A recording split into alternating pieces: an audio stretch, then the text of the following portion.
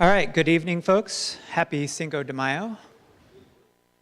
Out of respect for the speaker and those sitting next to you, we ask that you silence your cell phones and turn off the sound on your computers during the presentation. This lecture will be about an hour with the Q&A session to follow. It is expected that you'll stay throughout the lecture and the discussion afterwards. Please do not leave during the Q&A unless there's an emergency or a class that you must attend. I have the distinct pleasure and privilege to introduce our guest speaker for tonight, a very dear friend, Chris Kramer. Chris has 2 kids and a wife, or vice versa. Right? Their names are Milo, Lola, and Lynn, all wonderful people. Chris and his family moved from San Diego to start at Rock Valley College in the fall of 2007. That semester, he created the Philosophy Club, better known as that club than which none greater can be conceived. You're welcome to join. Chris was in a rock band called Riboflavin for 14 years. They played up and down the Southern California coast, in between San Diego and other parts of San Diego. Sadly, they had to disband due to a vitamin B2 deficiency. This irony was lost on them until years later when they discovered what the meaning of the word riboflavin actually was. Chris is interested in philosophy of mind, ethics, philosophy of religion, informal logic, and the philosophy of humor. Chris has recently been awarded with a red hot chili pepper on ratemyprofessor.com.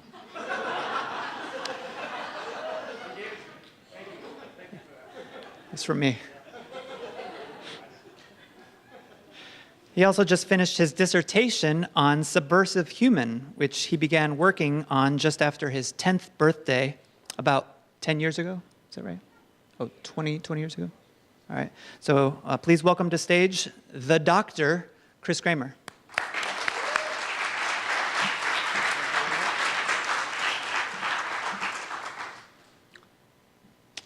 I'm going to use the lapel mic so I don't have to keep leaning over. It's subversive humor. I think you said subversive human. That's what it sounded like. Yeah, that would just be weird, subversive human. But nevertheless, thank you very much. I appreciate it. And all of you for coming, thank you so much. This is the final week before finals, so I truly appreciate that. And the weather's not great, so where else are you going to go, I suppose? A couple of things about the talk. I would ideally talk for actually about 35 minutes. That's my goal. I actually don't know how long it'll last. I've never actually spoken this particular talk through. So it's going to be 35 minutes or 2 hours, somewhere in between that span. My goal is to get it close to 35 or 40 minutes because I want to have more discussion. This topic and the concepts involved are things that I think most of us have thought about. They don't require as much background assumptions, background argument to get into the discussion. So you probably already have, and many of you probably have thought about some of these issues far more deeply than I have. And so I want to leave as much time for discussion as possible. Please don't leave after the lecture part. That's, again, the less interesting parts, the conversation part that's most interesting. And so I'm going to be using tools of philosophy. One of my background is philosophy. And one of the tools of philosophy is logic and argumentation. So I'll be using argument, but in a way that's perhaps different than we might typically use that term outside of philosophy. Those in my classes will be, this is a bit redundant for you, but a quick review of that. By argument, I mean a collaborative effort. It's a conversation. It is a discussion in an attempt to move our point, move forward from a position of ignorance toward a position of closer to truth, hopefully. Not necessarily truth with a capital T, but moving us away from ignorance. It isn't an attempt at debate, even. I'll be presenting arguments in the form of premises and conclusions, which we may disagree with. And the disagreement is fine. That's part of philosophical debate. But it is a collaborative effort. And so I'm presenting this in many ways as a series of dilemmas or logical, potentially logical problems. And our goal collectively is to figure out solutions to those problems insofar as we find that they're problematic. I'm going to be making some presuppositions. There's only like 35 to 40 minutes for me to talk, and so, as I've constrained myself, I have to presuppose certain things. I can't argue for everything. And so, for the sake of this discussion, I'm going to be coming at it from a theist's perspective. And by theist, I just mean someone who believes in God or gods. For this talk, I'm primarily assuming a monotheistic interpretation, that is, a belief in a single God. And I'm not presupposing any of the essential characteristics of that God. I think that would beg too many questions. I'm going to assume that there is a God. I'm going to assume that there are miracles. And I'm going to assume that there is such a thing as freedom of the will. What exactly miracles are, what is the scope of human free will, and what exactly is the problem of evil or suffering, that's going to be part of our conceptual analysis. And so we'll start with that, and hopefully we'll be able to reason through this together collaboratively in an effort to move this discussion forward, which is fundamental to so many people's lives, many of these concepts. So the first, this is what you have. I guess we don't have it with us here, but online there's the, I guess we'd call it a blurb, an overview of what I'm going to be discussing. So this first slide here is presenting the issue, presenting the problem in the form of an argument. So I'll be presenting here premises that potentially lead to conclusions which may be problematic. The first premise is this, that miracles imply the intervention on the part of a divine being. And what we mean by, historically what we mean by divine being is an omnipotent, omniscient, or omnibenevolent being. Those terms need to be defined. We'll spend a little bit of time on that. Another presupposition that I'm going to be, another premise that I'm going to be addressing is that historically, in the Western tradition in particular, the theists, believers in God, have not presumed that such interventions, that such miracles intervene or rather disrupt our human freedom. The presumption is that these miraculous interventions are for other reasons, beneficial to humanity in some fashion. Most miracles, as we'll see, have a beneficial element to them. It seems odd to speak of miracles that aren't beneficial. That term, there seems to be inconsistency with that. But historically, there's the presumption that there's no problem. There's no incompatibility between the notion of miracles, the concept of miracles, the idea of divine intervention, and human freedom. However, there's also this. Historically, it seems, theists have argued that God does not intervene miraculously to prevent horrible evils, because doing so would limit human freedom, which is a worse scenario than allowing those evils. That's going to require some work. We'll spend some time looking at the philosopher Alvin Plantinga in his what's known as a free will defense to address this. But we see that premise 2 and 3 are potentially inconsistent. They're potentially contradictory, which logically is an enormous problem. We want to avoid contradictions as like the plague, more so than we would exaggerations, for instance. So this leads to at least two unpleasant conclusions, potentially. Number one, that miracles do in fact limit human freedom. If that is the case, then we have an issue historically with particular cases of miracles. Or miracles do not limit human freedom, but then there's no defense for God's failure to prevent horrible evils. In other words, God could step in. It's logically possible that God could step in to save us from horrible suffering, the problem of evil, without limiting our freedom. If this is a possibility, then God should do it. When we look around the world, it appears that's not happening. So, the first thing we want to talk about, what in the world is a miracle? The language there is important. The question of whether miracles can happen or not is hotly debated, and has been at least since David Hume in the 1700s, famous Scottish philosopher. Again, I'm assuming, for the sake of argument, that miracles do happen. So we're not debating that issue here. Just note that it's very controversial. It's not clear how we should start. I'm never actually quite certain how to start with issues in which there's conceptual confusion.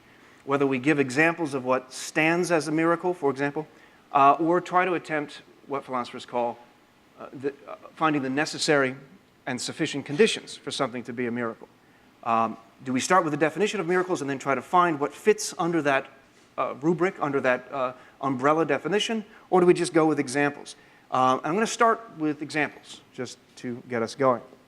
So for instance, Moses parting of the seas, perhaps that is textbook, if you want, case of a miracle. There's a kind of intervention involved in that. And depending upon who you were, that was a beneficial nature, a beneficial intervention. Not for everyone involved, if you know of the story. Abraham agreeing to be circumcised in his 90s, as the story goes, to many that constitutes a miracle. The covenant itself, perhaps, is the miracle. The specific notion of circumcision, perhaps, a specific issue here. The statue of Ganesh drinking milk. There's cases in which people argue that this has happened and this is a miraculous intervention.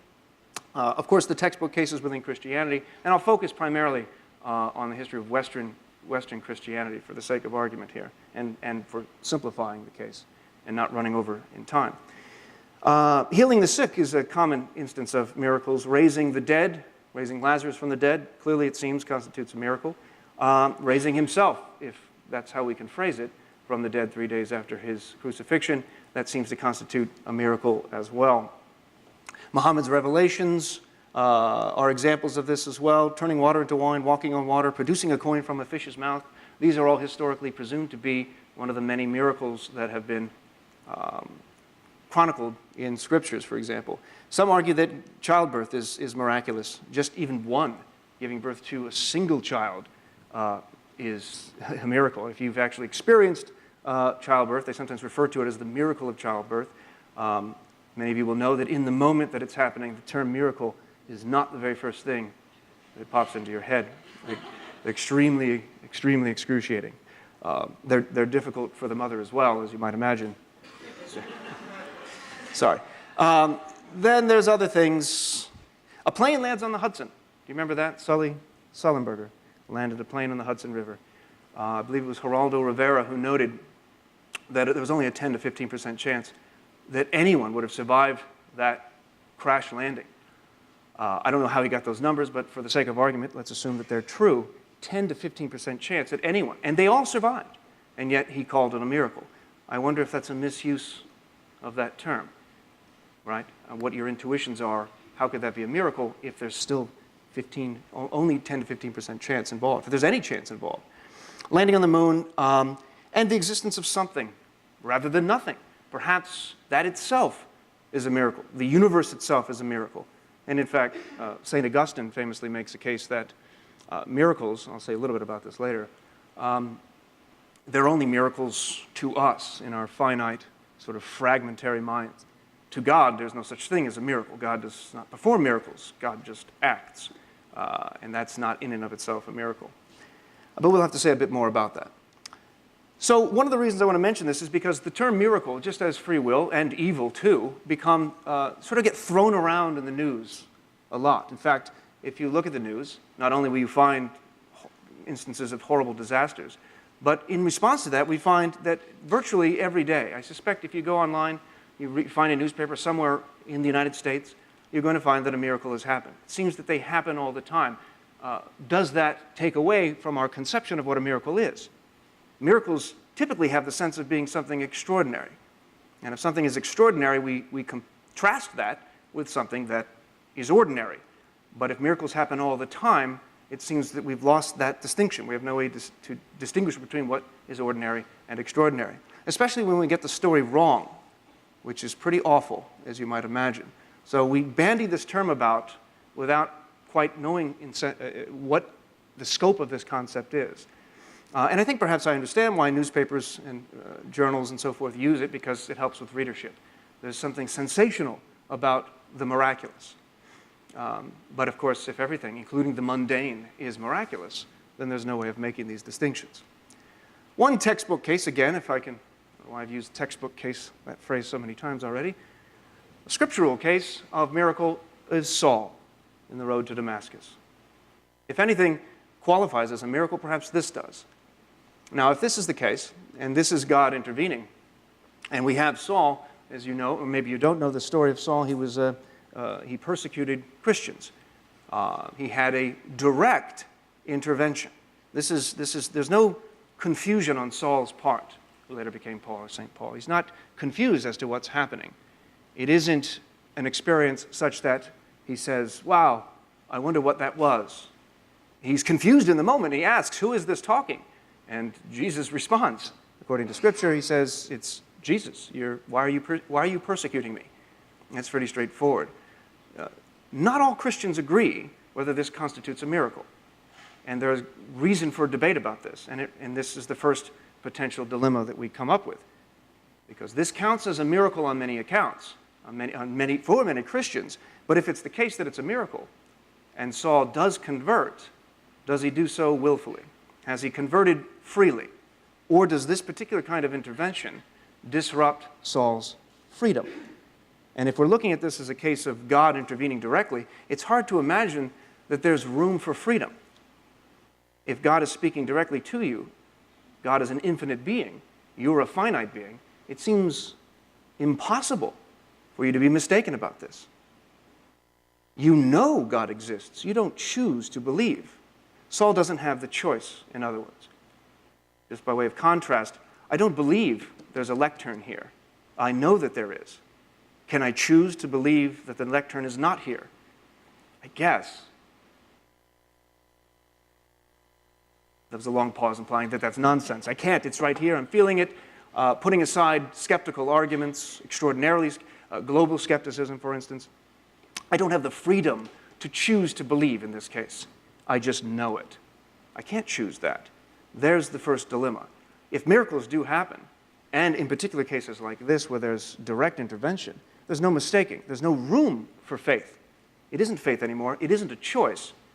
Saul's will has been, his hand has been forced. He could do no other but believe in God. There's our first potential dilemma. Now, historically, I'm going to go through this fairly quickly. There's St. Augustine famously arguing, or famously making the case that a miracle is something that's unusual, beyond the expectation or abilities of the one who wonders at it. He also includes nature itself as a miracle, and as I briefly mentioned moments ago, it seems that Augustine refers to everything being ultimately miraculous, but to human beings. It's in a sense in which it causes wonder in us. In fact, the root of miracle, mirari, you see him using that term, is to wonder. And so there's a sense of wonderment to it, a sense of extraordinariness to it. Now the question is whether or not there's something independent of human beings that is miraculous in that sense, or if that's only our interpretation of it. You see other examples of this, other Christian philosophers in particular. John Locke famously makes the case that miracles, as he says, take to be a sensible operation, which being above the comprehension of the spectator, right, this is relevant to what we said moments ago, are in his opinion contrary to the established course of nature, and that are taken by him to be divine, right? Again, this common notion of some sort of intervention in which the divine is playing a role. You see this most famously with David Hume. David Hume is a skeptic in most things. He makes the case, first of all, he's skeptical about the existence of miracles to begin with. He thinks that we rely only on testimony of others, and we ought not rely upon that testimony. That's a separate debate, which again, recall, I'm assuming that there are miracles, so I'm not taking his skeptical route. But very famously and very influentially, people accept his definition as a violation of a law of nature. And it is a divine intervention that's changing something. So we have the cause and effect laws of physics, laws of gravity. These are subverted in a particular instance by the will of God. And so there's a divine entity that's stepping in and changing the causal history, changing the basic laws of physics, and again, usually for the good. Now, there's debates about whether or not we need to follow Hume on his definition. Why does it have to be a violation of law of nature? Could not God intervene through using nature without violating it? I think that's acceptable. Again, I'm not engaging in that debate here.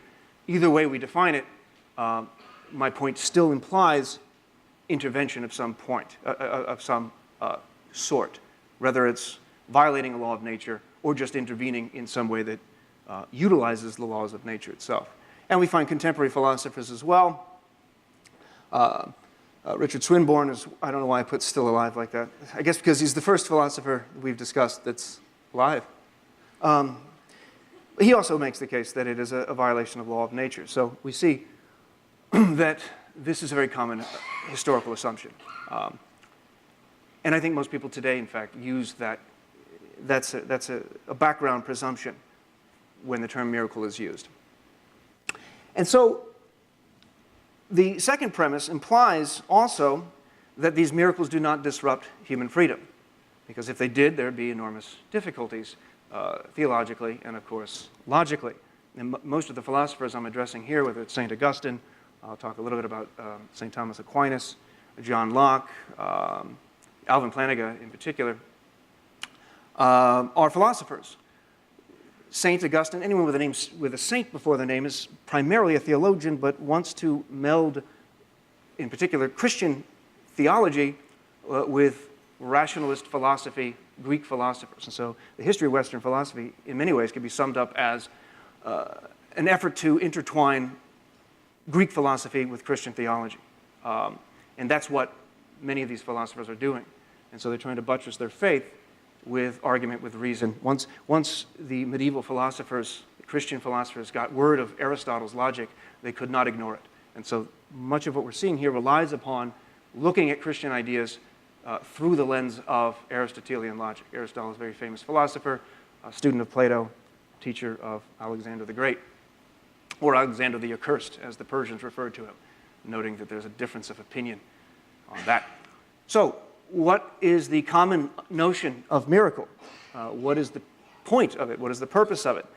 They're meant to fortify and inspire believers. They're meant to convert non-believers. This is the case, it seems clearly, with St. Paul's road to Damascus. They're also meant to reveal the power and grace of God.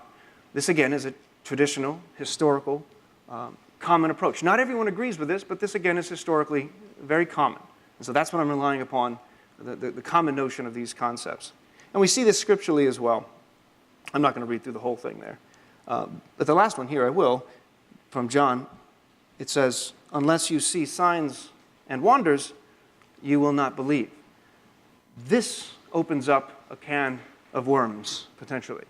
Unless you see signs, and the term signs usually is translated as wonders, as miracles. And so the miracles seem to be necessary for belief.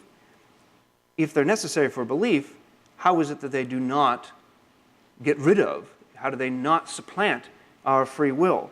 This is a difficult case to address. And so here we get then premise 3, which I'm going to have to make a short introduction into the problem of evil. God intervening to stop evil or suffering removes our freedom, the very freedom that leads to that evil. And as we'll see with Plantinga in a moment,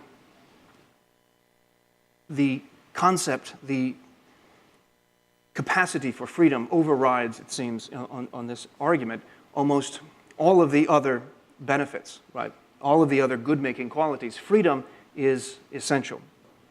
And so God does not intervene to stop suffering, because to do so is going to limit our free will. Even when that suffering is what we might call, or what we might assume, is gratuitous. It seems unnecessary. It seems to go above and beyond. We don't seem to get very much out of it. That is, in essence, the problem of evil, where the suffering is unnecessary. The problem of evil is not necessary suffering, right? That's justified. The problem of evil isn't mild pains or aches. I mean, currently, so that was turned off. I have a mild pain on the right side of my head.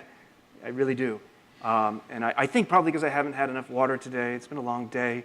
I have 2 children. So I think that answers that question, why it is I have a small... But that's not the problem of evil. I'm fine.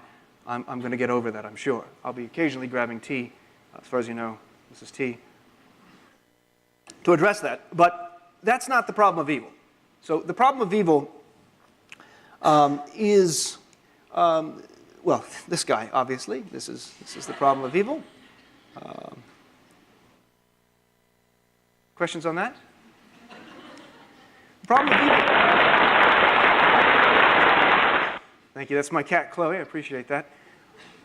This is one of the problems of evil. And some of you are familiar with this. I mentioned this in the philosophy of religion class. The problem of evil is Chloe, which sounds strange. It sounds incongruous. It doesn't seem to make sense, what I've just said. Chloe, looking cute as ever there. She is a manifestation of what is known as natural evils. I'm mostly interested in moral evils, but the problem of natural evils applies here as well. Why does he illustrate an example of natural evils? Because she kills. And she doesn't just kill, she tortures horribly. And here I'm going to get into the problem of evil, and in doing so, I'm going to be graphic, because the problem of evil, again, is not mild headaches. The problem of evil is not having to sit through a philosophy lecture when you could be out. You say sunbathing, but you can't do that. Whatever it is that you would do, the problem of evil is being eaten alive. I can't imagine a worse scenario than being alive, being able to feel, and presumably the moles and rabbits and other little creatures that she eats, presumably they can feel. I assume this because I can hear them screaming. Have you heard a mole scream? They're tiny, surprisingly loud. And maybe they're only behaving, as Descartes put it, as if they're in pain. They're really just machines. They don't have souls. Well, they're very convincing if that's the case. And we test pain medication on animals, so we know that they can feel pain. This is extraordinary. And this is how so many species survive, by tearing the flesh of other living creatures. That's the problem of natural evil. And I haven't even mentioned hurricanes, tsunamis, or earthquakes. Sadly, anytime I discuss the problem of evil, there's always new material. The earthquake in Nepal, I believe the death toll has risen over 7,000. I believe it's much more than that. That's an instance of natural evil. What's the cause of that? How a free will defense, or what's sometimes referred to as a theodicy, which is an attempt to justify, to vindicate the goodness of God in the face of these evils, how that's going to be addressed with the case of free will is extraordinarily difficult. So that's one of the versions. That's natural evil. J.L. Mackie, pictured here, provides us with what's known as the logical problem of evil. And this has to do primarily with there being any evil at all. And I'll focus on this, and then we'll look into Plantinga's free will free will defense. There's a distinction between defense and theodicy we don't need to worry about. Now, the argument is rather involved, and I'll spend just some short time on it. During the question and answer section, we can always go back to any of the slides for reference, so you don't need to be taking notes. Although, of course, you should be, for posterity and for your own edification. So, the first premise of the argument from evil, which is a getting at the question of what type of being God can be, or whether or not such a being logically could exist, given what we know. The first premise is this: God is omnipotent. By omnipotence, we mean all-powerful. Whatever is possible, God can do it. And some even argue, as Descartes, in fact, argues, that God, being omnipotent, can even do that which is impossible. That's part of the definition of omnipotence. There's debates about that in the history of philosophy and in theology. Second premise, God is omniscient. That means God knows everything. Same issue with omnipotence. Anything that's possible to be known, the presumption is God knows it. There are questions about what is not possible to be known, and whether or not that's a limitation of God or not. We'll say something about that. And God is omnibenevolent. Omnibenevolent just means all good, or a perfectly moral being. That's going to be of paramount importance for our discussion. What does it mean to be all good? We have a general sense of all-knowing and all-powerful. Probably we can all come to a consensus on what we mean by those terms. What does all good mean? We might disagree on that. What is morally perfect? I suspect there may be disagreements on that. Perhaps. Perhaps not. The problem is that we have premise 4. Premise 4 poses an enormous difficulty for all the previous premises. We could discount the fact that there's evil, but that's going to require a great deal of argument. It is initially implausible to say there is no evil or there is no suffering of the sort that's relevant here. And to expand on the argument, to show where there is a contradiction, because with just these premises, 1 through 4, it's not a direct contradiction. So we have to say a little bit more about what will bring about an actual contradiction. And so he adds these other premises, Mackie does. If God's omnipotent, he would be able to prevent all of the evil and suffering in the world. He would have the power to do that. Presumably that's included in our understanding of omnipotence. If God is omniscient, then he would know about all of the evil and suffering in the world, and he would know how to eliminate it or to prevent it. It seems that is an obvious element, an obvious part of the conception of omniscience. And of course, with omnibenevolence, if God is perfectly good, he would desire, he would want to stop the evil or prevent it. But since we find that that's not the case, it leads us to the conclusion that God is either not omnipotent, not omniscient, or not morally good. And it seems that one of those premises is therefore contradicted. I keep wanting to stop and ask questions of you and see if you have any questions, but I don't want to do that now. So wait to the question and answer section. And so how is it that we're going to make sense of this? This seems to lead to the conclusion that it's logically impossible for there to be such an omnipotent, omnibenevolent, omniscient being, which I'll refer to as the all omnis God. That's all the omnis. So how do we get out of this? One of the ways is to defend the claim that it is logically possible for there to be evil as we know it, suffering as we know it, but also an all-good God. How could this be? Alvin Plantinga, seen here, I've forgotten his dates. He teaches at Notre Dame. He's been at Notre Dame, I think, since they opened the school. He's very old. I think he's still there. I'm not sure. Oh, he retired. Oh, no, he didn't. Plantinga will never retire. He's still writing somewhere in a cave. I don't know why. I picked this picture. He's always smiling in all the pictures. In this one, he's not. I thought, wow, this is a good one. I'm going to go with this. He's a very famous philosopher of religion. In fact, at Notre Dame is an extraordinarily famous place for philosophy. If you're interested in philosophy of religion, go to Notre Dame. They have a wonderful department there. And so he's very famous for presumably successfully defending theism against the logical problem of evil, the idea that it's logically inconsistent for there to be an all-omnis God with the kind of evil that we see. And the way he does it is something called a free will defense, the idea that it would be worse to have a world in which there was no evil at all, or even the possibility of evil, and yet no human free will, right? That the lacking of human free will trumps the lacking of any evils. It would be worse of a world without genocide, without disease, without Chloe. It would be worse than if we had no free will. Free will is of paramount importance. And so the argument is this: a world with morally significantly free humans. That's a key phrase. Morally significantly free. That seems grammatically incorrect, but I'm going to stick with it. There's nobody here in literature department? It's all right? Bobby D's, Professor DeLonzo says it is okay. I appreciate that. If it wasn't, I wouldn't care. That'd be part of the problem of evil, I think. My ignorance. Why am I so ignorant on that? That's suffering and evil. Morally significant free, it is that I have the capacity to choose good or evil. I have the capacity to choose whether or not to get paper or plastic. That doesn't seem to be an obvious moral dilemma. Actually, I suppose it could be, because if you get plastic, you're ruining the environment. You're killing future generations. So in a sense, that's morally significant. I shouldn't have started with that example. This coat, I shouldn't have worn this coat. I could have worn something else. That's not a morally significant free choice, right? I'm starting to feel uncomfortable now that I wore this. It's the second time this year I've worn this coat. Not relevant. Morally significant, I have the choice to lie or not, to kill or not.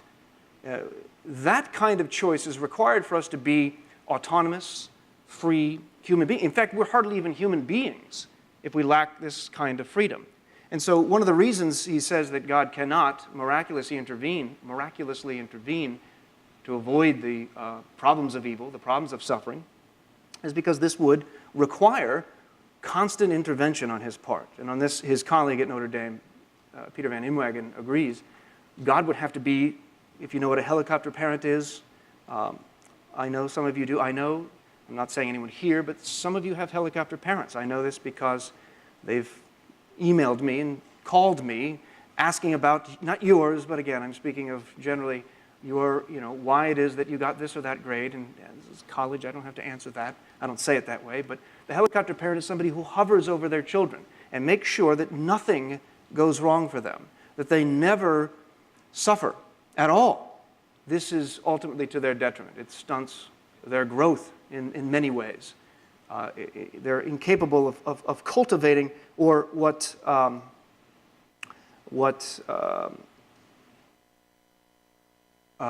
his name is John Hick would refer to as soul building. And I think there's something to that. I don't put knee pads and helmets on my children as they run around my house. I'm not there every second to make sure, fighting their battles for them. As you might know, that is going to end up harming them in the end. And also, it's going to reduce their freedom. There is an analogy here, I think. You get that last point. This is why God doesn't intervene in the same way that we don't intervene or shouldn't intervene in this kind of helicopter parent fashion. There's an analogy here with the experience machine. It's a thought experiment by Robert Nozick. Nozick employs this thought experiment in which he engages in possible world scenarios, which is also the language that Alvin Plantinga uses with respect to free will. He says, imagine a possible world in which you could hook up to a machine that will give you any experience you want. You don't have to do anything. You just plug in the experiences. You get the experiences, the desire, the pleasures for free. Now, he's using this to show problems with utilitarianism, which we're not going to get into now, but there's parallels to this. Most of us wouldn't sign up for that machine because it takes away our authenticity, it takes away our autonomy. We're not actually doing anything. You're not actually working through it. It'd be like getting a degree without having gone to class. Maybe you would want that. I doubt it. There's nothing to be proud of, right? I was going to make a joke about University of Phoenix, but that's inappropriate. I'll skip ahead. So, Alvin Plantinga says, we cannot imagine a possible world. We can't conceive of, think of fiction, think of movies as possible worlds.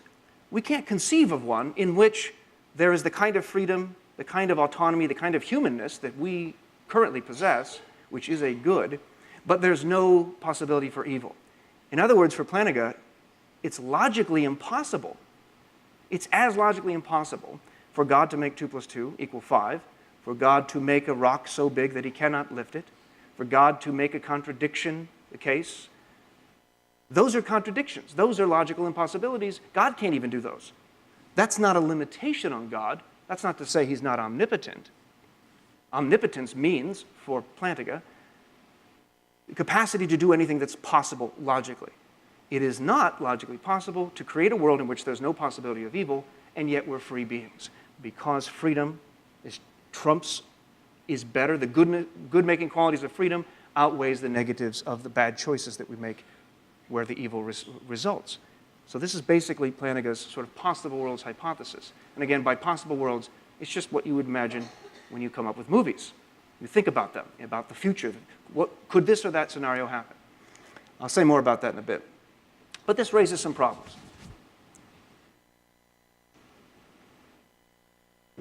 Once we accept the notion that if we accept miracles, and if we accept Plantinga's notion that miracles don't happen in order to avoid problems of suffering and evil, we're left with seeming arbitrariness on the part of God.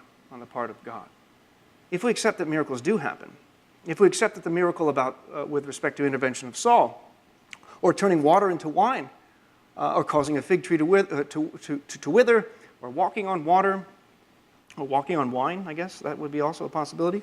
This one, I don't mean this jokingly, answered prayers for fans of one high school football team over another. How is that not a trivial miracle? And to call it a trivial miracle is seemingly contradictory. How can a miracle be trivial? If it's a miracle, it's extraordinary. And yet we look at examples like this. Many people believe. I lived in Texas. Football is huge in Texas. There's a lot of praying going on during football season, high school football season. And after the game is over and the game has been won, many argue that it was won because of divine intervention. How do we square that? Why would God, an omnipotent, omniscient, omnibenevolent being, step in for a high school team, but not step in to stop genocide? So we have a seeming conflict. Maybe not. Maybe not. How to get out of it seems to be extraordinarily difficult, though. So I'm presenting this only as a potential problem. Maybe there's ways around it. Maybe there's ways around it by redefining or clarifying what we mean by miracle, or clarifying what we mean by miraculous intervention, or divine intervention and freedom of the will, or clarifying what we mean by evil and suffering. Because it seems that some of these interventions are warranted, and we would say, yes, this is obviously what a divine, immortal, infinite being would do. Others seem to be trivial. I'm not sure what other word to use for it. And so maybe we don't understand. Maybe we're like children. This is a very common analogy. Unfortunately, it goes both ways. The theists and the non-theists can employ it. So the theist, Stephen Weichter, makes the argument that in the same way that children don't understand why parents intervene in order to cause some bits of suffering, or why they fail to intervene when the children think that they should, we are like children in that regard. And this is extraordinarily common. This goes back to, you find scriptural interpretations of this, where humanity is seen as children of God. God is a benevolent, all-loving Father. And this analogy has, I think, some strengths to it, right? We expect a small child to be blind to the reason. Now, I italicize the terms here, justified, right? Allowing her to suffer justified pain, so we should expect that we will be blind to the reasons God has for allowing justified suffering. I take my son to the doctor. He has to get shots. It causes him pain. It's even worse with Lola. She's younger than him. She doesn't understand it. I can't reason with her about it. I can't tell her that it's for her benefit. I allow that suffering. And to the extent that I don't allow that, in fact, I'm causing greater harm. And so there it makes sense. The child is ignorant, cannot possibly fathom the reasons yet why we allow these harms to happen. Likewise, we are ignorant. Why is it that God intervenes in some cases, doesn't in others? Why is it that some evil seems to continue, but others seem to be thwarted? But there are limitations to this problem too, because God is an omnibenevolent parent. And on that analogy, he should be at least as good as any human parent, the greatest human parent. And for the sake of argument, let's assume that greatest human parent is me. And I'll give an example of that. I'm not that. This is obviously for the sake of argument. And so we say that, well, it's mysterious to us. And God works in mysterious ways. And I think that helps alleviate some of the stresses that comes along with trying to make sense of why these godly intervention or lack of intervention happens. But we don't tell that to our children. We don't say, Milo, it's for your own good. Yes, it's a mystery. I'm not going to tell you. I'm not even going to make an effort at telling you why. And so we find a disconnect between that or disanalogy, we put it in logic. And so when we look at it in terms of God works in mysterious ways, one response to this is to say, no, he doesn't. He just doesn't. God doesn't work in mysterious ways. We have a sense. We talk about how God works all the time. So how is it that we're going to have it both ways? God works in mysterious ways some of the time. Other times, when we claim to know what's happening, it's not mysterious. There's a lot we can say about this. I'm going to focus on the moral dimension of it. And I can't remember what time I started. I know I'm almost at the time I said I would be done. So I'm afraid we're just going to have to forget about what I said about being done in 40 minutes. It's going to be closer to the 3-hour mark. That's not true. I don't know what it is. I'm wasting time right now telling you that, though. So then God said, let us make man in our image after our likeness. And the Lord God said, behold, that man has become as one of us to know good and evil. Now, this could be interpreted in many ways, which poses its own problems. But it seems to be, for our purposes here, relevant that we have a sense of good and evil. Not only do we have a sense of good and evil, we know it. Now, I'm not going to talk about maybe in the discussion section we could talk about the origin of evil with the original sin and this notion of eating the fruit of the tree of knowledge between good and evil. We can talk about that then. But the point I want to focus on here is that it isn't mysterious to us, or rather, it certainly shouldn't be. What is right, what is wrong? We have, as St. Augustine puts it, divine illumination. We have, as St. Thomas Aquinas puts it, a kind of natural, innate ability to recognize the distinction between right and wrong. This is divinely illuminated. It isn't a matter of us relying upon human interaction, right? Mill's utilitarian calculus is not something that determines universal morality. God's commands, as most theists abide by, divine command theory, accept that as the origins of our morality. And so from a theist perspective, there isn't a mystery with respect to what is right and wrong. And to get back to the parent analogy, gross negligence is morally wrong. We feel that innately, that it is morally wrong. So this is Lola, and the same parent analogy is going to be used to show problems with the premise 3, with respect to godly intervention, whether it reduces free will, and so on. So here's Lola playing around, totally oblivious to the dangers in the world. As you can see here, maybe you can't tell, this is a stairwell, and she's playing on it. She thinks that's cute. It's not. There she is now. You see what her foot's doing here? She's testing, seeing if maybe I can just squeeze my body through. I don't know what she's thinking, actually. Clearly, you see what I've done. I built that because I'm not a negligent father. Somehow, I didn't think she could fit through. It's all right. I didn't think she could fit through. I tested it because she was playing with it one day. And so I tried to squeeze her head. It sounds strange, but I wanted to make sure. I tried to squeeze her head in between here and here, and I couldn't do it. And I thought, we're fine. She's all right. She's not going to fall down there at all. And then actually, she did. I was doing something in the kitchen. I looked over, and she was just standing here on this tiny ledge, just looking down. Oh, it looked like she was it's a terrible thought, just thinking about, should I just end it all now? She was 1.5 at the time, which is an absurd thought for her to have. And I didn't know what to make of it. I thought, there's no way. That's not happening. And it took me probably 2 seconds, which is a long time, to not react. And then I did. I leapt over the railing, rather heroically, I might add, with obvious threats to bodily harm for myself.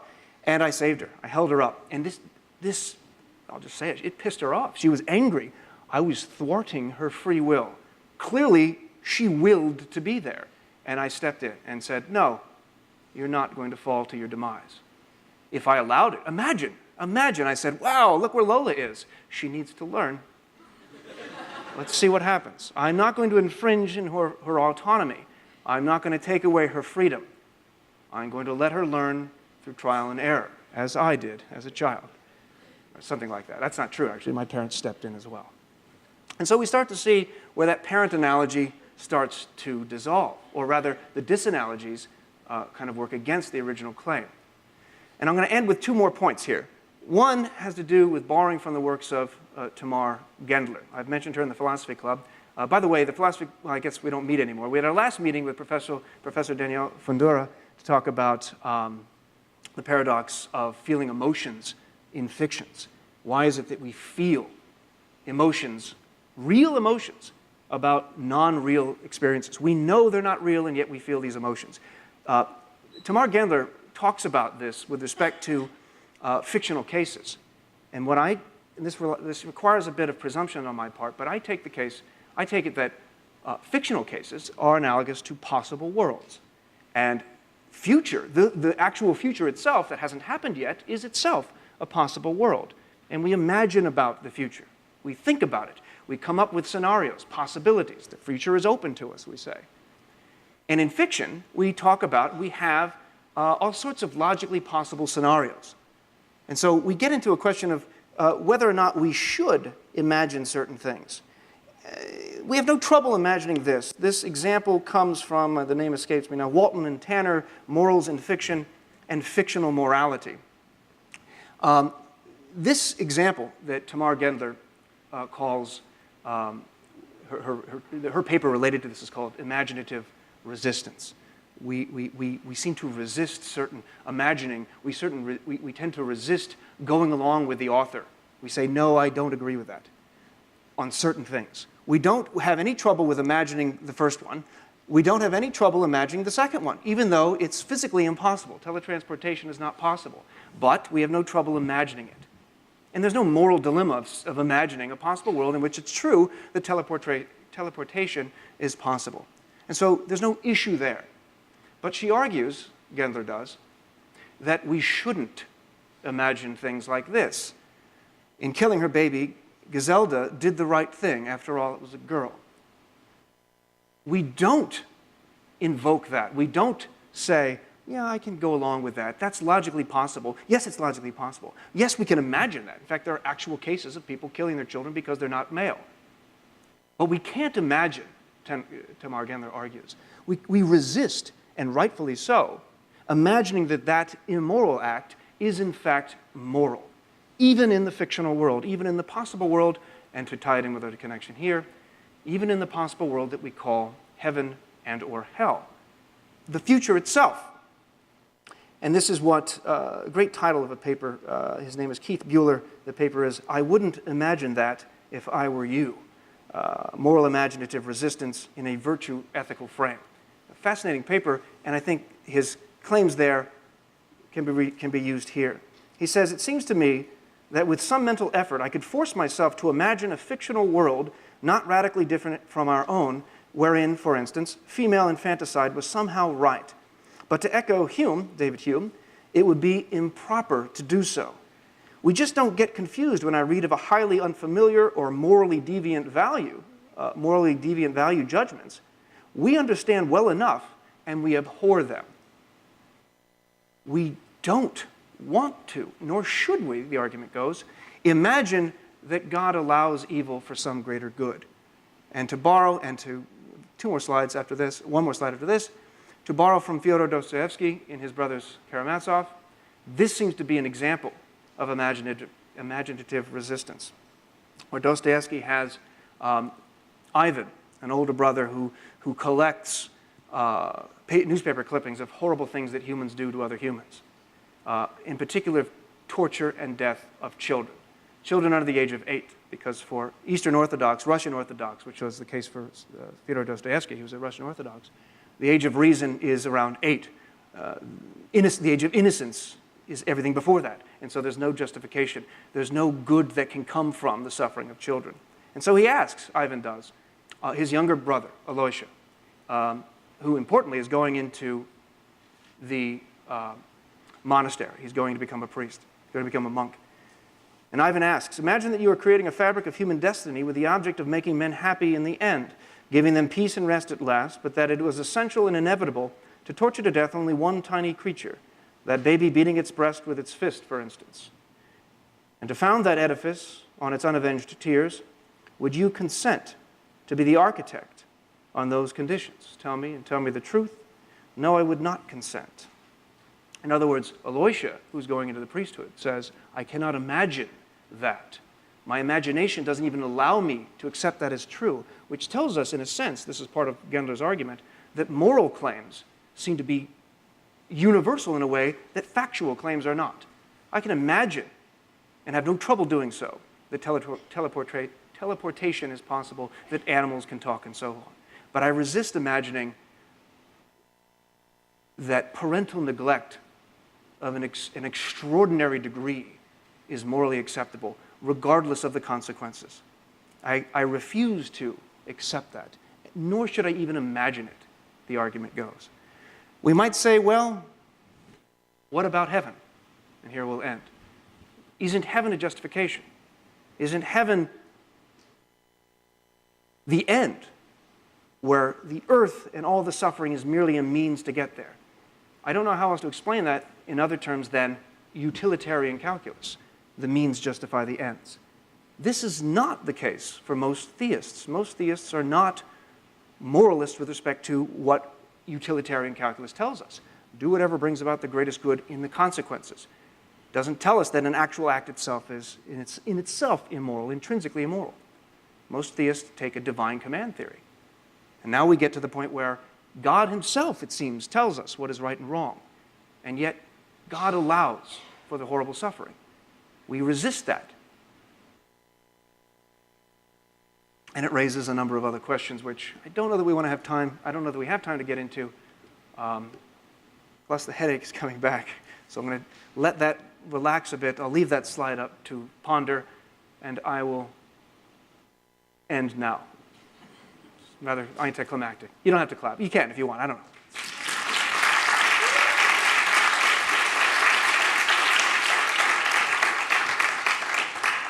I did sort of force your hand there. You weren't free to really clap once I suggested it. If you didn't, you'd be a total jackass. So, I'll take questions if you have any. Just raise your hand and allow time for Professor Wagner to get to you. There has to be a question. I stopped early for it. So when you put up there the example of the football game as a miracle, this is something I've thought about periodically. Like you see, even the NFL, they'll pray before a game, and then afterward they'll thank God. And, they say that this is this miracle, or like the miracle on ice, and the U.S. wins, and everyone's happy they beat Russia. The miracle on what? The miracle on ice, and U.S. beats Russia. Oh, right. Yeah. So, but then at the same time, there's someone who loses, who is also praying possibly to the same God, and for them it's not a miracle. So this idea of the miracle kind of also seems like a matter of perspective. Yes, and so, yes. So I don't know if maybe you could just kind of speak to that. So Augustine makes that point, but not the point that you're making. So the point that you're making is a more difficult one that Augustine, I don't think, addresses, and he probably should. So the minor example, to the minors, because the original story that came out, they didn't, typical of wanting to get the exclusive, they didn't wait for all the details to come out. This has to go all the way back, doesn't it? Skip to that. Wow, I forgot I had so many. I'm sorry for so many slides. There it is. So the Boston Herald came out really quickly. 12 found alive. It's a miracle. But not to the 13th, because their family, it's horrible. Our loved one has died. Yes, for the other 12, yay, great for you. Is it the case that for every miracle there must be a tragedy on the other side? Not necessarily. There's a textbook, I almost said textbook case again. There's a case that's oftentimes used in textbooks of a child who's playing with a toy and he gets stuck on a railway. I use this in the philosophy of religion class. And then there's the train that's coming along. And there's a curve. The child can't hear it or can't see it. He's listening to music or something like that. But he can't get his foot unstuck, or his toy is stuck. I'm not sure the details of it. But this train is going to kill him if it doesn't stop. The driver of the train passes out. He passes out and slumps over the steering wheel, and when he takes his hands off the lever, automatically it sets the brake. And so the brake slows the train, and it stops right before the child. The mother sees this happening, is screaming, horribly to get the child out of the way. He can't hear her. Of course, she describes this as a miracle. And I don't know if this was my kid stuck there, and I saw that happening, the train just stopping there, and then I look inside the cabin, and the guy's passed out. It's like, how in the world did that happen? How else can we describe that if not some kind of divine intervention? The story goes that the engineer, is that what they call it when they drive the thing? What? Yeah, I don't know why I'm worried about that. That dude had a lunch previously, had high cholesterol problems. This caused him to, and he had a fight. This led to a clot releasing, and it got stuck somewhere else, causing him to faint. Purely natural explanation. But of course, the mother could respond, yes, but God was the one who caused that clot to break out. Now this child is saved, the man is alive, and so it isn't the case that all miracles imply a tragedy. But we need to address those. If I'm a theist, I need to explain why God would intervene in one way on behalf of some, but not others. Is there a morally relevant difference between these people and those? Our reason tells us it's hard to imagine that. And our reason, importantly, is God-given if we're theists. So why would our reason be so flawed with respect to these cases? That seems to mean that we were made poorly, which puts it back on God again. And so it's hard to get away from that. Seems like a long response to your question. So, sorry. I had a question. So I was wondering, we were talking about miracles more in a sense of a biblical proportion. And in my belief, I think that miracles, it's more of a perspective, a human perspective. Awesome things, miraculous things happen in the universe, but there's no one there to call it a miracle. So unless, you're observing it. And then as a man, you can say this is miraculous, it's a miracle. But usually a tree, doesn't really define miracles. Usually. Usually it could. That would be a miracle in itself. That'd be awesome. But how could you what practical use does it have for human understanding to understand miracles besides contradicting and diminishing religious fictitious claims? How could human understanding of miracles come to practical use? Could it make people more could there be That's a good question. Yeah. Well, philosophically, seeking answers to questions like this are goods in and of themselves. So it's intrinsically valuable to think philosophically. So it's a dilemma. It's mysterious, and mysterious in Einstein's sense of the term mystery. Not in the sense that, oh, it's a mystery, let's not think about it anymore, but it's a mystery, it's incredible, it's amazing. Let's use all the tools that we have. And if we're theists, those tools are given to us by God. Let's use them all and try to answer these questions. And so it may just have intrinsic value. It's good in and of itself. And that may be enough. What practical value comes from that?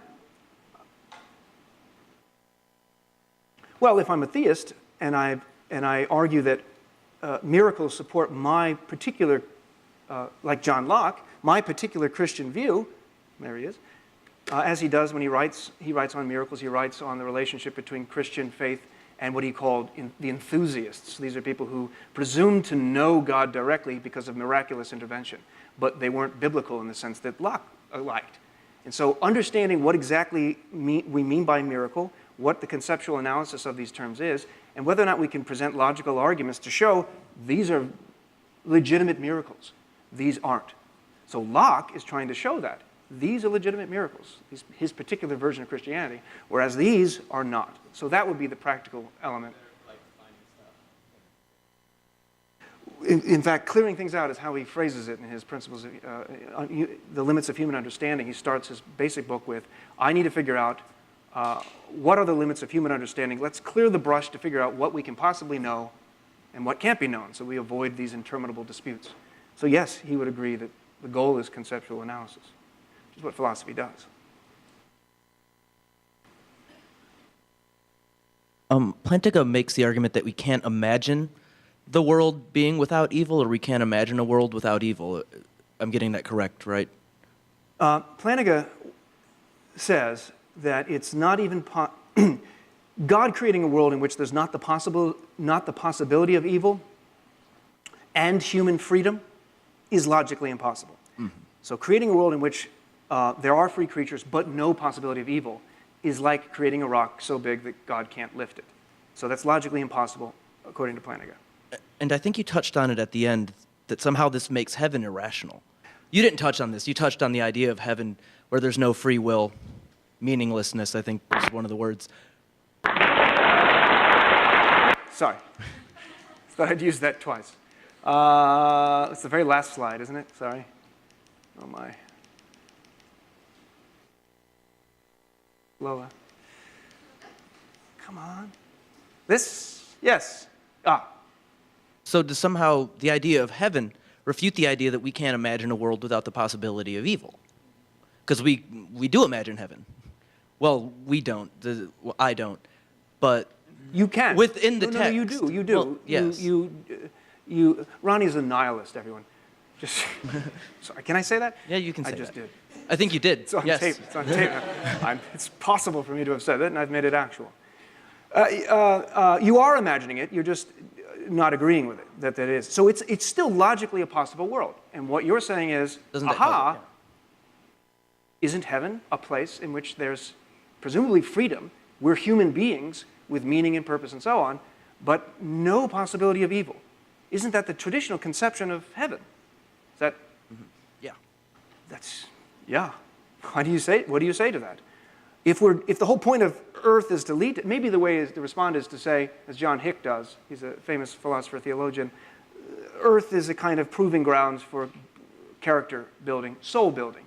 Now for Hick, he employs a different view. He thinks that, different than Augustine, we have more than just this life. This single life isn't enough for us to build our character, to justify either eternal punishment or eternal salvation. We need much more time than just a single life. So Hick will employ the metaphysical notion of reincarnation.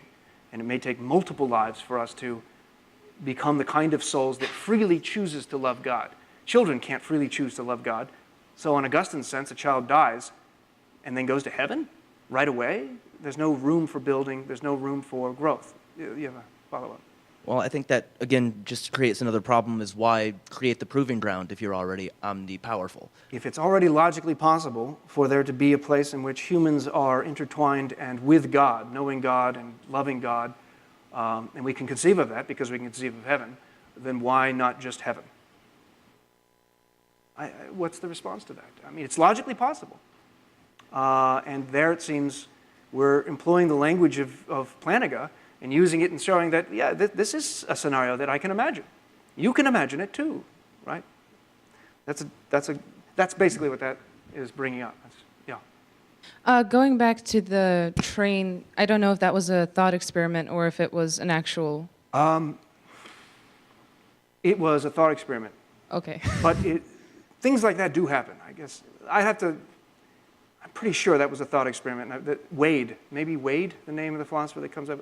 I can't remember the name. Maybe Okay. somebody else knows that. So if it wasn't a thought experiment, do theists view it as maybe a sort of proportional thing happening where for every one child that was saved miraculously, supposedly, there are millions of other children that died on trail tracks? Like, is that a potential thought process that a theist might have? Yeah. Well, that goes back to the question Crystal raised. In the sense of balance, do you mean? So there's a kind of harmonious... It's a kind of probability solution where yes, it's so improbable of it happening, but compared to all the times when a child was killed in that thought experiment. I don't know. I think there we might have to employ, this is in the same way that Milo doesn't understand, my son Milo, when I intervene to stop him from doing something, and when I don't intervene, when I leave him and I remain hidden from him, like I drop him off at, daycare at the Y, I go away, but it's to his benefit. He doesn't understand that yet. That's a tough analogy to make here. I'm not entirely sure how that would respond. The idea of balance has more of an Eastern philosophical approach to it, that there's the yin and the yang, and there's a kind of balancing between good and evil. That view is not prevalent within Christianity. Going back to sort of what Ronnie was saying, if Earth is more like a place to become morally mature or something like that in respect to your ascension to heaven, if there's no evil in heaven, then I find trouble seeing a use for any sort of moral maturity because there will be no place to practice it. That's a great question. So I think it's Robert Kane makes that point. If the point of, and he's responding to John Hick, the idea of the soul-building theodicy, if the whole point of it is to build up virtue, right? Why are we compassionate? Why do we take compassion to be a virtue? Why do we take courage to be a virtue? Because to live in this world, it takes courage. There are a lot of people who suffer. You can't be compassionate if there are no people who suffer. And so we say compassion is a virtue, to literally suffer with other people. And why do we want that? What are we building toward? Well, when we get to heaven, now we've become mature, virtuous people. And what do we use our virtues for? If we need courage in heaven, that's not heaven, is it? It seems conceptually inconsistent to say courage and compassion are needed in heaven because compassion necessitates suffering. Traditionally, there's no suffering in heaven. Hick qualifies this a bit and says, well, nowhere does it say that heaven is perfect. That's what he says. I don't know if you agree with that. There may still be trials and tribulations. That's what he says. I don't know if that addresses that question fully, but...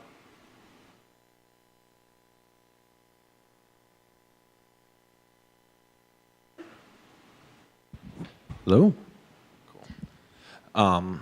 So I feel like everyone that's brought up like an example of death, they almost view it as like we view death as a human as a bad thing, but as a theist would believe that if I die, I am hopefully going to heaven. That's my ideal. So it's not that death is such a horrible thing, it's that it was at that moment in time where salvation was reached, hopefully. And is it our acts of faith that cause us to do certain things as a theist to bring us closer to salvation? There's worry with describing it in that way, because then we're back to the means-end kind of thinking, the utilitarian kind of thinking. And I'm So- not saying that heaven's a perfect place either, because, I mean, we're not, like theologians have said that also angels have the ability of free will. So, Right, and they don't have bodies. So they avoid the suffering that all bodies come with. Why weren't we all angels to begin with? That's a legitimate question. I don't have an answer to that, not surprisingly.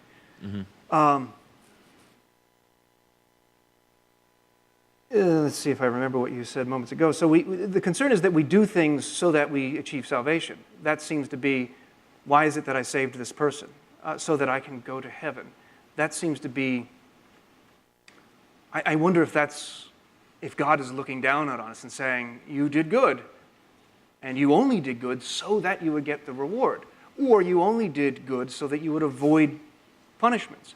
That kind of means-end reasoning seems to be less than virtuous. You're not helping other people because they're suffering and you want to alleviate their suffering. You're helping other people because it's going to benefit you. And I'm not saying I'm saying that would be a Christian response to it, I think. And so we'd have to be concerned about Mother Teresa only helping the poor so she gets into to salvation. That seems problematic. it's almost like a double effect where, I mean, if your intention was to go to heaven and the opposite end is not going to hell or not. Right, you're talking about Augustine's law of double effect, Aquinas' law of double effect. Yes, but of course, God knows your heart, presumably, being omniscient, and so knows your intentions. And if your intention is to keep up appearances, presumably God knows that. If your intention is to only do good so that salvation is at hand, God presumably knows that. But that actually becomes a separate issue then from why it is that why is it that God requires this kind of life in order for us to get that goal? It seems, to go back to Ronnie's example earlier about thinking of possible worlds, couldn't we learn? Couldn't we build our souls? Couldn't we deal with conflicts without genocide, without disease? I'm pushing that as a potential scenario. Is it logically possible? And it seems that in this case here, all of you seem to be, I suspect, wonderful people and authentically free. You have free choices. You could choose to do evil or good. I suspect that most of you have not engaged in acts of genocide. So it's most. I was looking at Ronnie. He's not done anything. Most of you probably not even killed anyone. Maybe you can't even do it. Maybe you're such that you can think about it, but you never actually do it. That's the case for most people. Why can't it be the case for all? Is God so limited that he could not do that? How is it that that world is a limiting of our freedom when we're just all, and we're not one kind of person that way. We're all very different. And we still have free will, and we still haven't done horrible, horrible evils. Now, there's a potential slippery slope there, but Thank you. I think up here is a question.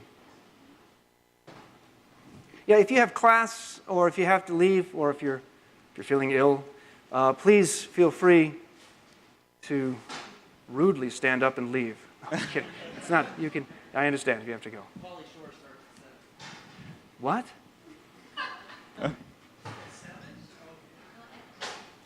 I'm pretty sure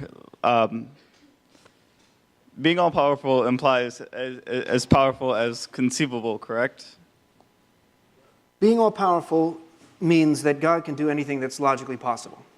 So conceivable, possible, we can conflate those for now, yeah. I think that's right. So including in that is knowing everything.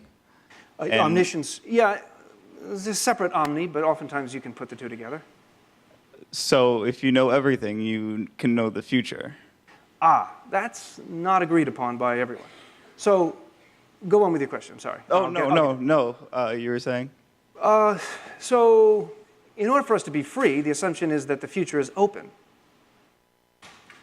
If God is omniscient, knows everything, then the future seems to be already set in a way that I know that the lectern is here, that all of you are right here.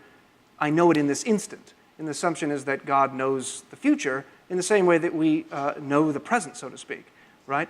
And so the open theists, as they're sometimes referred to, Clark Pinnock is an example of one who says, in order to sustain free will, it can't be the case that God is omniscient in the sense of knowing the future.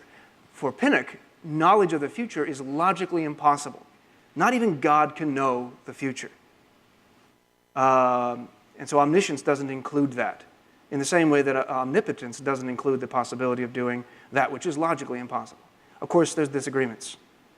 Theists themselves disagree over of the scope of this concept of omniscience. Does it include knowing the future? Well, what else does all-knowing mean? Because I can conceive of somebody who knows more than God, like Nostradamus. Doesn't he know the future? And yet God doesn't? It's a bit of a joke there with Nostradamus. He doesn't know the future. And so it's controversial. It's not agreed upon what, in fact, the scope of omniscience is.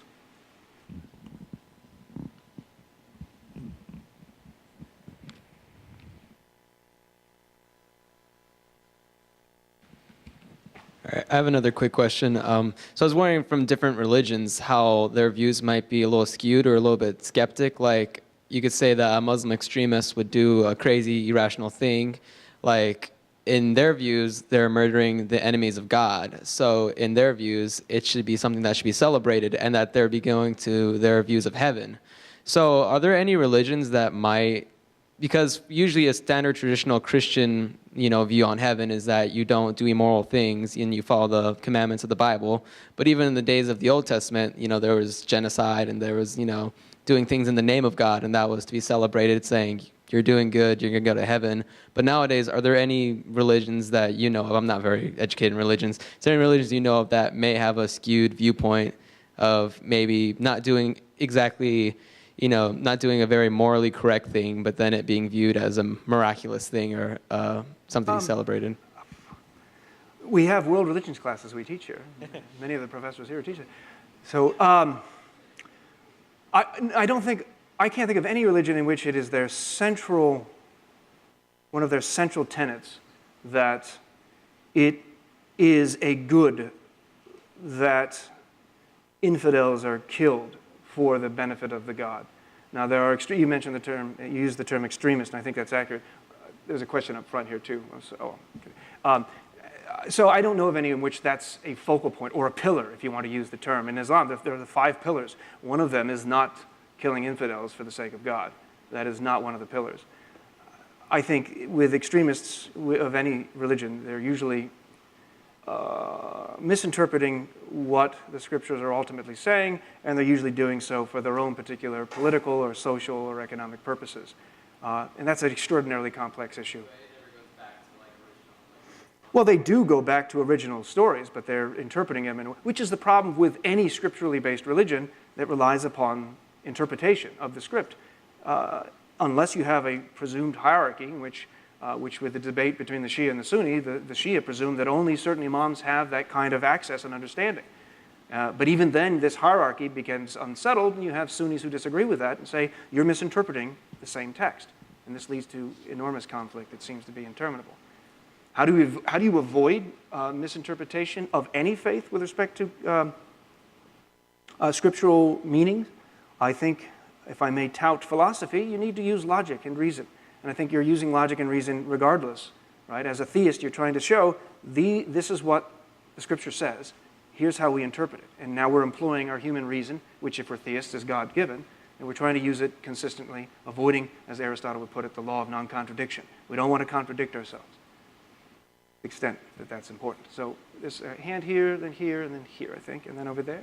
Following Ronnie's question, if heaven is a place with no evil and where it's not possible to have it because it's a place of good without evil, would the same rule apply because according to the scripture that we're assuming, only people of a certain moral character are allowed to go in?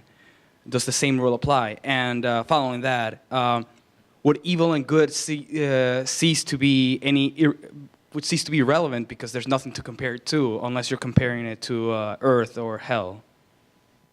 So to answer that last question, yes, the comparison is between the suffering and evil on earth. And so most theists have no trouble with that. The fact that there's no suffering and evil, you've already built up to that You've proven yourself. That's why, to go to your first question, if you've made it to heaven, you deserve it.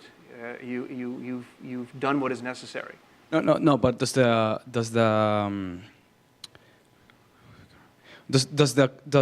idea of good and evil become irrelevant because in heaven there's nothing to compare it to? It's a place of only good.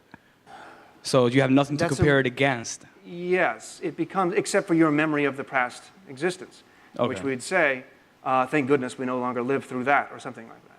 Of course, this brings up another question. As you noted, there are the righteous that make it in, and who are those that don't? Who are those that Matthew talks about as being damned?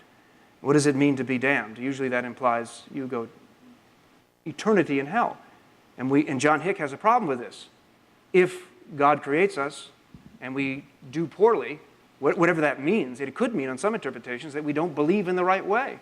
Even the Dalai Lama, as good as he might be generally, if he doesn't have the right beliefs, he's not making it into heaven on some interpretations. And the fact that there's a hell at all is hard for us to imagine, Hick says. And to borrow from Tamar Gendler's language again, we have imaginative resistance against an all-good God reserving a place for anyone. Even Hitler, who lived, 65 years? He did horrible, horrible things. Horrible things. If anyone deserves hell, it's him. And yet it seems odd that he only had 60 years, and then he suffers eternity. It's as if God created him to go straight to hell. And most of his existence is in hell. And this is the case not just for Hitler's, but for those who believe improperly, for some interpretations. Not everyone within, for instance, Christianity accepts that notion. Not everyone in Christianity accepts that there is a hell. Or if there is a hell, it's not an eternal existence. Because John Hick argues, again, I keep referring to him, the God of love, it seems inconsistent. It seems we resist that again imaginatively, that such a good God would even have such a place. But on the other hand, our intuitions tell us there has to be justice. And if Hitler gets away with it, if Nazis get away with it, as some did, they died of natural causes, that doesn't seem just. And so hell seems to make sense of a world in which criminals such as that get away. So we addressed the second one, but sorry if I asked in a weird manner. But back to the first one, if you accept heaven as a place where there is only good and no evil, but it was orchestrated in such a way that only people of a certain moral character can get in, it's still logically inconsistent. If only a certain amount of people which would be classified as good. Why is that logically inconsistent? Well, we were talking earlier. We can't have a free world that's also good. But the case of heaven, only people with a good character can get in. Right, and the response to that is that they're already of good character. They're no longer needing to be tested. And so evil doesn't make any sense anymore. But then we ask, since we are conceiving of that possible world, back to Ronnie's question, the free will defense on Earth seems to lose some of its force. Because now I can imagine such a world. And we wonder why we don't just skip to that. The quick response is we don't just skip to adulthood. You have to go through childhood, where there's a great deal of ignorance and moral cultivation and so on. I don't remember now the order. I think, who had the hands now? In the biblical story of the fall of man and original sin, it's said that we're cast out for eating from the tree of knowledge of good and evil. But if you didn't know about good and evil, obviously it's not an evil act. So if we were inevitably set up for that, doesn't that seem a bit cruel on God's part? Yes. Or being punished for something that you had no idea was wrong in the first place? Yes, so Soren Kierkegaard makes this point. He says there's a contradiction, right? If we take the scriptures literally, potentially there's a contradiction. Excuse me. What we mean is that Adam and Eve are punished. We typically, by analogy, punish our children for having done something that they know or should have known was wrong, and that they freely did it, right? That's in law too, that just makes sense. Our intuition is, you're guilty, and here are the punishments. If you knowingly did something that you knew was wrong, you did it anyway, and no one forced you to do it. You're relatively free, right? And I didn't even talk about Plantinga's version of free will, which is a kind of what's known as libertarian freedom, in the sense that only you are fully responsible for your actions. There's no causal determinism, there's no compatibilism. That's an extraordinary type of freedom, and there's great debates about whether such freedom is possible. With respect to Adam and Eve and original sin, which is the result of why there's any sin and why we're born into sin to begin with, how free were they, first of all? If they're like children and they're convinced by a serpent to eat of this particular tree, where God tells them not to, in fact, he tells them, you can eat of anything you want, except that one. And as children, what do? Obviously. And then Satan comes in, or the serpent comes in and says, you should try some of this fruit. It'll make you better than God in a sense. But the conundrum comes up when it's presumed that it's the tree of knowledge of good and evil, which is an assumption that they didn't know good and evil before that. And so they had to cross the line in order to know that it was there, much like Bart Simpson and what he does all the time. So I had to cross the line so that I can know, there it is, I won't do it again. So they didn't know what was right or wrong beforehand. And so punishment of any sort, here again is our moral imaginative resistance. When my child does something wrong, I don't punish him and his offspring. Granted, there's a distinction, and St. Augustine talks about this. Were they wholly like children? Did they not know right from wrong? Surely they knew. They seemed to resist. They said, look, God said not to do this. And they did it anyway. So it's a direct violation against God, which seems inconceivable, because it isn't a matter of them, should I do this? Is God watching? There's no room for doubt. According to a literal interpretation of the story, God is right there. So it isn't them doubting and not sure whether or not they can get away with it. God is, according to the story, right in front of them, and they're violating God's command in front of them. So it's not clear how we should take that, and how to get around that dilemma logically is, I'm not sure.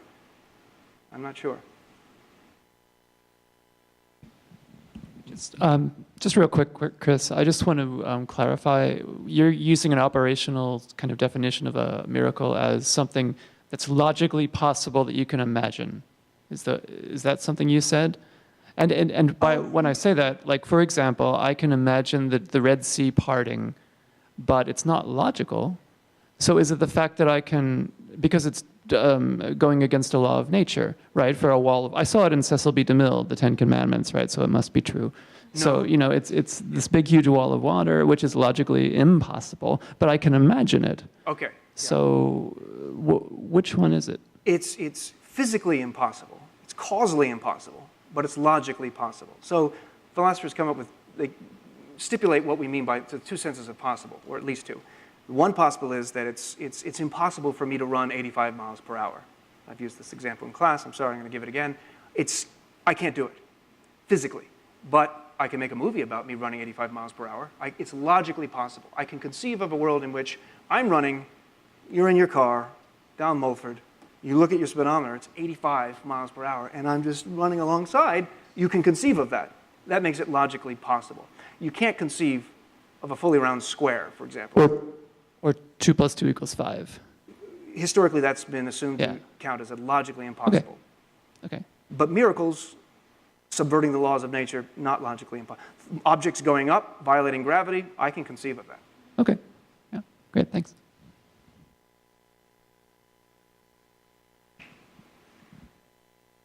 So when we were talking about free will and how evil is inevitably tied with free will, and then you said about, you told us about your daughter that she cried when you pulled her away from the rails. Yeah. And she cried when you pulled her away. So we're basically saying that getting rid of free will still brings you suffering, even though you're tying in evil and free will. So saying that if you're going to heaven and that's your ultimate goal, where there is no evil, you're basically saying that there is no free will as well, which is causing suffering. Which, why would you want to go to heaven if you don't have the opportunity to suffer, therefore you don't have free will? That's the last slide. Yep, that's the dilemma. That's exactly right. Now, I don't know how to get around that. Maybe Ronnie does. No, I have the same problem. You talked about the miracle of Saul's conversion, and I'm wondering how much more egregious is it? Not egregious is the miracle of Judas's betrayal. We'll expand on that, because I'm not sure how you mean it. Well, they talk about the devil entering into Judas and making him betray Christ, which implies that there was some sort of an intervention. And we can say, well, the devil did it, but if it's the same devil that's in Job, I think there's some behind-the-scenes play going on.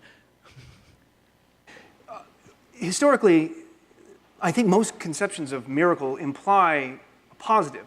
And we could look at the role of Judas, putting aside the potential, Elaine Pagels talks about the Gnostic Gospels and the other Gospels that show Judas, in fact, in a very positive light, and that Jesus said many positive things about Judas.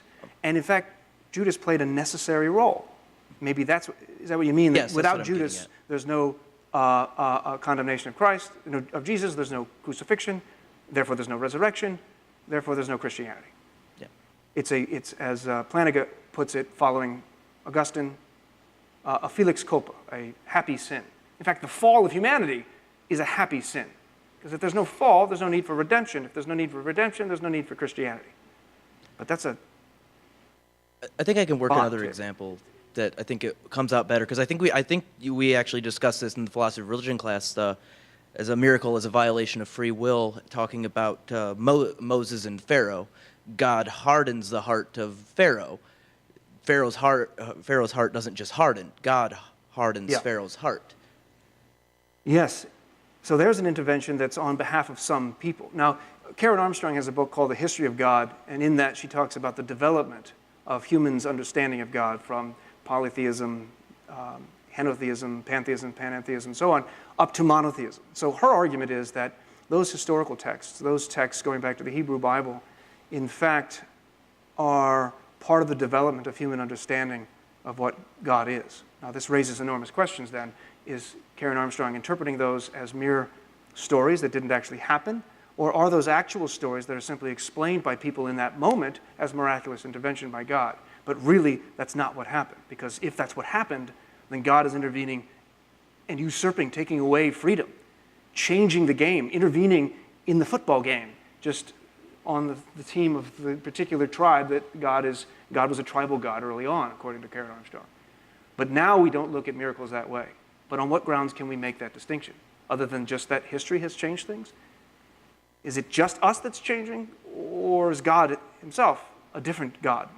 I don't think we want to say that. And most theists don't want to say that. It seems like it would be necessary to say that, well, what was said back then was just wrong for it to be able to fit into our conception of an all-good God. Yeah. This then raises issues, like I mentioned before, of any scriptural interpretation. Think of the Constitution. We have to understand what their intentions were. What were they meaning? And the Constitution is not even filled with parables that require different levels of explanation. And so our interpretation of this is going to change over time. This poses enormous difficulties. How are we supposed to interpret it? What parts are we going to interpret as parables? In some cases, that's obvious. Other cases, it's not. Is this metaphorical? Is this allegorical, literal?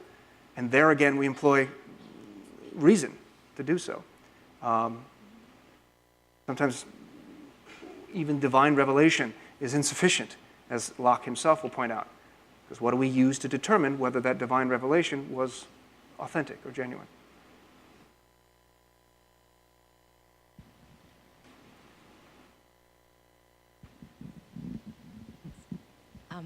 I have a couple of comments. One is just a quick response to what you said, Stefan.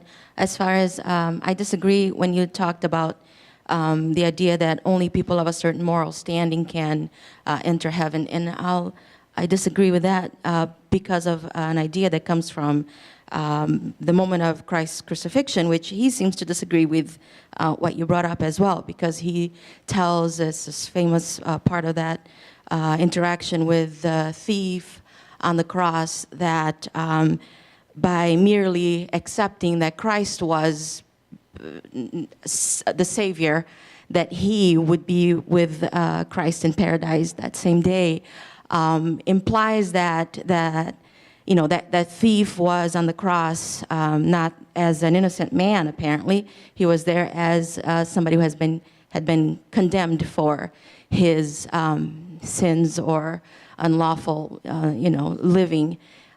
So even though he didn't get a chance to live morally, Christ seems to tell him that that wasn't necessary per se for a person to enter heaven. So that's just a thought. I don't know if you want to respond, because I do have something else to say.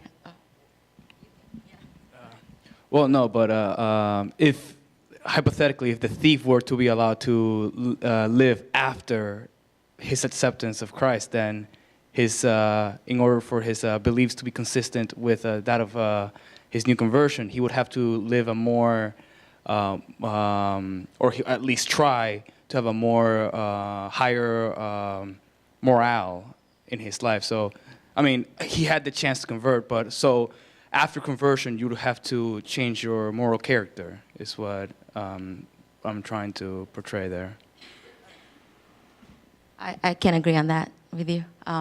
Okay, another thought is just, the idea that I would think that most theists think that true meaning, true life's meaning, is found only in God Himself.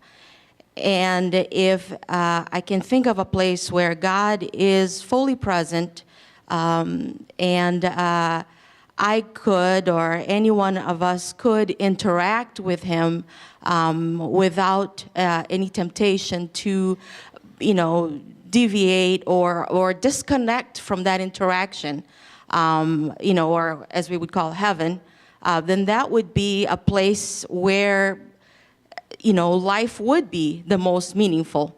And as far as the idea, I'm just kind of short thought on that. Is the idea that free will being in the soul element needed or necessary for a meaningful life. I think it's if we added not just free will being necessary for the most meaningful life, but the will that chooses after God, that chooses that interaction with God, then would be the most, that would be the most freeing or the most meaningful. Okay, so there's a lot there. Let me just address the last point.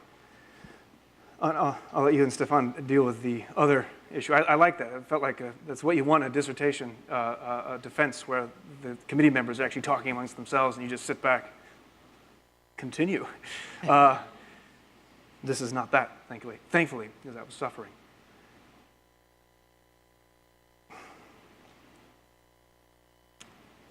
I shouldn't have said that, and I forgot what my comment's going to be. Had to do with, so freely choosing. Well, now that this slide is up, it's helpful. Saul needed help. Saul would not have freely chosen God were it not for God's intervention, at least if he kept with his character as it was up to that point. And so why is it that Saul gets the help? If indeed the goal is to choose to love God, why aren't we given enough evidence to do so? The parent analogy comes at play here too. I mean, Milo doesn't have faith in my existence. He has faith, he has trust in that I'm a good parent, right? He trusts me. And why? Well, because he's a little philosopher. He makes inferences from previous experiences, right? He recognizes that I was there for him in the past. By analogy, for many people, we don't have these kinds of experiences. We have to rely upon what other people have said, and what other people have said is oftentimes conflicting. So we have to weed through all of that and figure out why is it what these people say about religion and God is the right thing. And in those cases, if I have no knowledge, in the same way I don't have, in the way that I lack knowledge of God's existence, right? I know that this lectern exists. I can't freely choose that. I have to have some doubt. And it's interesting, Lee Strobel, in his book, The Case for God, he's interviewing the philosopher of religion, Peter Kreeft, and he makes the case that the hiddenness of God makes sense, because without it, without these kind of clues on occasion, we would be forced into choosing, into knowing God exists, and faith goes out the window, free will is gone, God becomes a kind of either divine hypnotist, where the love and choice to God is forced, which is horrible. You find out that your spouse hypnotized you into loving you, I think you would be upset about that. The problem is that God is hidden only for some. And it's not clear that God has always been hidden. In fact, if you look at the scriptures, the miracles seem to be a pretty blatant description of, I'm God. Now you can believe in me. In fact, the thousands of people had experiences, according to scriptures, of miraculous intervention. In fact, even Paul puts it this way, or rather was it Matthew, the notion of that, unless you see signs, unless miracles are involved, you won't believe. But that's like saying, unless there's a podium right in front of you where you can't help but believe, which means it's not a choice to believe, right? You're not going to have faith in God. And so there's the dilemma. God seems to intervene for some. How is it not reducing their freedom? God doesn't intervene for others, and so we're free to believe, but he's so hidden that we seem epistemically justified in not believing, in the sense that epistemology, theories of knowledge, there's good grounds to not believe, as the problem of evil seems to show. So that poses yet another dilemma, and either one of those horns seems unpleasant. That response exhausted me. I don't know why, but I don't know if that addresses it. I don't think I have as much of a question as I do a statement, but I think that we're quick to forget as mankind that that just because we are as intelligent as we are, that we're still limited. And the excuse me. And the reality is that if we could figure out every aspect of an unfathomable God, then that wouldn't make him God. That's my standpoint on that. And the reality is as far as the Garden of Eden, we have a tendency to view God as some sort of narcissistic tyrant who just longs to be the center of whatever universe. But the reality is that, and the parallels came to be also for me. I'm the mother of a teenager and a 9-year-old. And things really started to make sense for me as a parent, because if I told my child specifically, do not touch the stove, it is hot.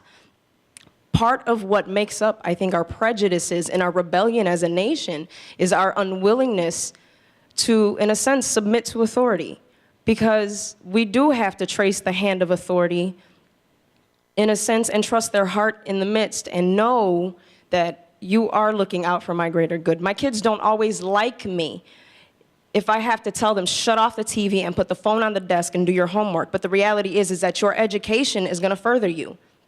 You may not like it for the moment, but when the time comes, when the situation arises that you begin to realize why it is that I put you in, or I laid the boundaries, so to speak. I drew the lines in the sand as black and white as day. Now your choice, your free will was to either take it or to leave it. Yeah. But then don't blame me for your consequences. Those are your consequences now. Yep. So, and in a I sense, agree, I'm sorry, I just wanted to add to that, Sorry. because even though I tell my children that even though you have to choose and think, about the potential consequences of the decisions that you're making and where you want to see yourself, that doesn't mean I'm going to abandon you in the midst. And that's another one of those things about God that we fail to see, that throughout the course of even the scriptures, and yes, I'm biased, but the reality is that though life happens and things took place the way they took place from the fall of man all the way up through the provision of a savior, in a sense, so that we could be reconciled unto God. There was a means of provision. It's not that God is unaware, and it's not that God is oblivious. He is well aware. And there was a means to bridge the gap between mankind and God again. Right, and so that goes back to, well, there's a lot there. So we can't then employ mystery, because you're employing certainty. And so we cannot say God intervenes in some cases and not others. We know that it's ultimately for the good. But there again is the moral resistance. I do outline, I'm very clear. These are the rules, Milo. And I'm the authority. And my parents, they should be respected, unless they abuse their children. And there are abusive parents. But my children know of my existence. They don't believe in it. They know it. The parallel here breaks down because not everyone is a theist. And so if one hasn't had a direct experience of the sort that we've discussed here, we have to rely upon, again, what qualifies as an authority. And this requires reason. This requires experience. And it's not always that, it's not an obvious choice. It's not an obvious case. If it were, we would all be of the same faith. Why aren't we? presumably has to do with limitation. Is it a matter of choice? We choose to believe. That's an interesting, huge debate within philosophy of mind. Are beliefs the sort that we can choose them? William James will discuss this and say, yes, you can choose to believe certain things, but only in specific situations. I can't choose to believe that I can fly. Contrary to what the song says, I think it's a song, I just can't choose to believe that. But if there are no good arguments, or rather if there are competing arguments and they're equally good, all things being equal, here's an argument for God's existence, here's an argument against it, I look at all of them legitimately, authentically, I can't decide intellectually which one to choose. They both seem logically on par. James says, if it's a living, momentous, and forced option, and there isn't a good reason to decide one way or the other, there's not a good logical reason to decide one way or the other, then you get to willfully choose. I choose to believe this. But that's not how most beliefs are. And so it seems odd for us to say this person is morally condemnable for failing to have this belief. When the world is ambiguous and unclear, it's less ambiguous, less clear than we as parents try to make it. And so the parent analogy seems to break down there as well. You had a follow-up question, I think, if you want to, or did you? I thought you had a follow-up question.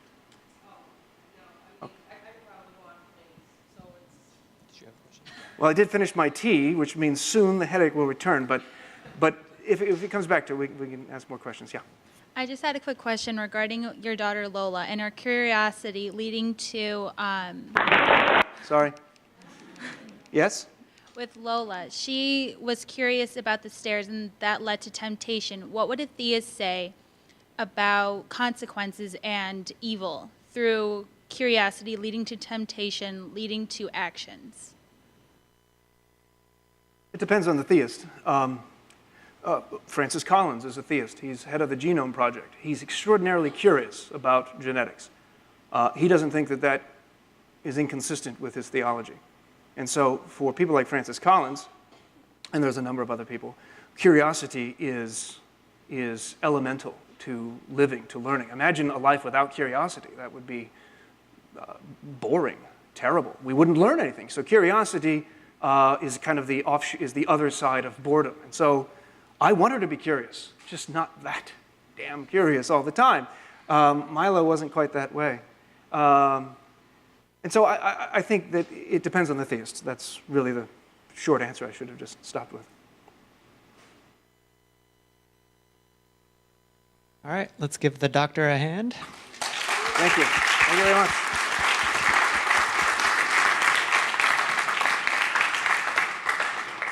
There it goes. Didn't work. Thank you, Brian.